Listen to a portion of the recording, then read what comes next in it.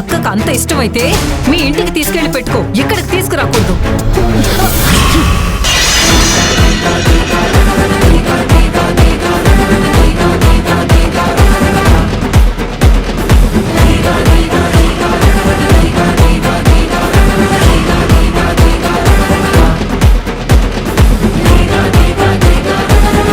కాదంబరి, ఏంటి? మనుషులు ఎలాగో గౌరవించవు, తినే అన్నాన్ని కూడా గౌరవించవా నువ్వు? ఆ అన్నాన్ని అలా విసిరి కొట్టావు, పద్ధతేనా ఇది? ఇప్పుడేంటి? దానికి ఎంత ఖర్చయిందో చెప్పమని చెప్పండి, విసిరి మొహాన్ని కొడతాను.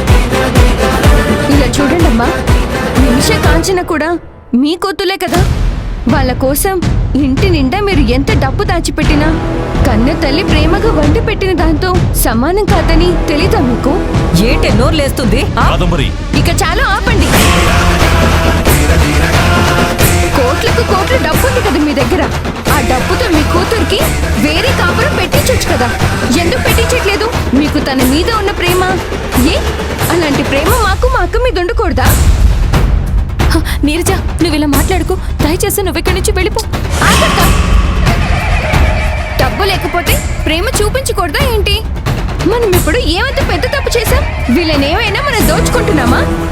నీరజ, దయచేసి నువ్వు ఇక్కడి నుంచి వెళ్ళిపో, నా మాట విను. ఆగమ్మా, తను మాట్లాడుతుంది కరెక్టే కదా, మాట్లాడి. నాన్న, మీరిలా చనువు ఇవ్వడం వల్లే వాళ్ళు ఇలా మాట్లాడుతున్నారు.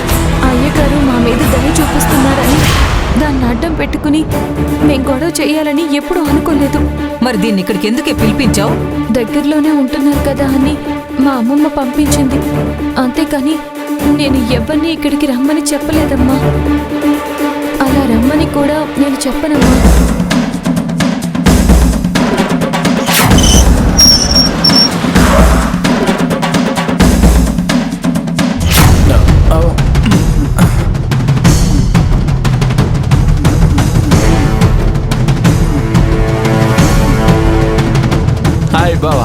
Baba, let's go.